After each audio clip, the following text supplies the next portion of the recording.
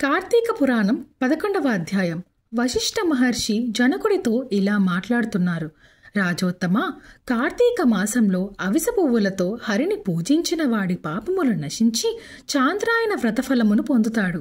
కార్తీక మాసంలో గరికతో కుశలతో హరిని పూజించిన వాడు పాప విముక్తుడై వైకుంఠమునకు చేరుతాడు. రంగురంగులతో కూడిన వస్త్రములు హరికి సమర్పించినవాడు మోక్షమును పొందుతాడు.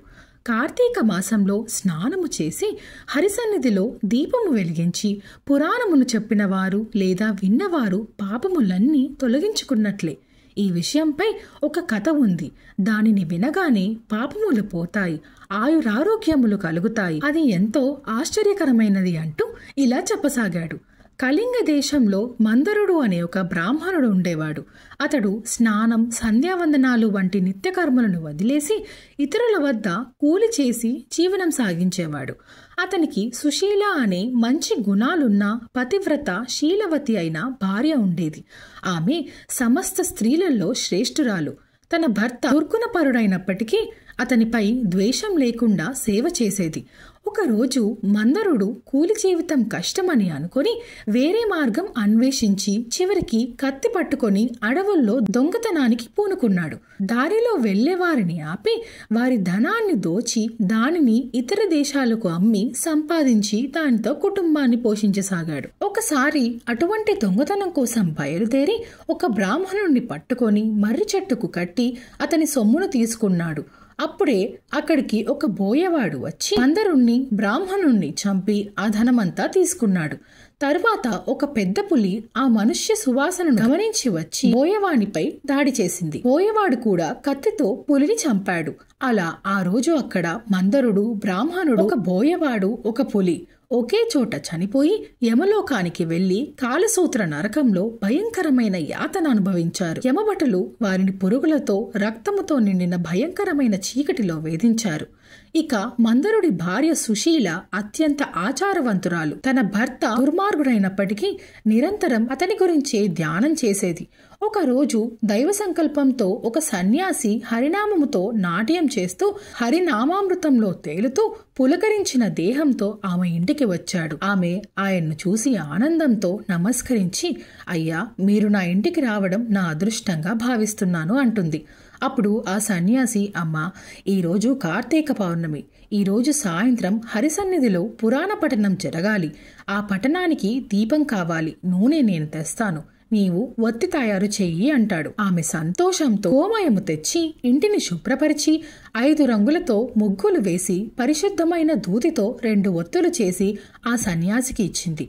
ఆ సన్యాసి ఆ ఒత్తులతో దీపం వెలిగించి హరిని పూజించి పురాణ పఠనం ప్రారంభించాడు. ఆమె కూడా ప్రతి ఇంటికి వెళ్లి ప్రజలను పిలిచి వారితో కలిసి ఏకాగ్రతతో పురాణం వినింది. తరువాత సన్యాసి వెళ్లిపోయాడు. కొంతకాలానికి ఆమె హరిధ్యానముతో జ్ఞానమును పొంది మరణించింది.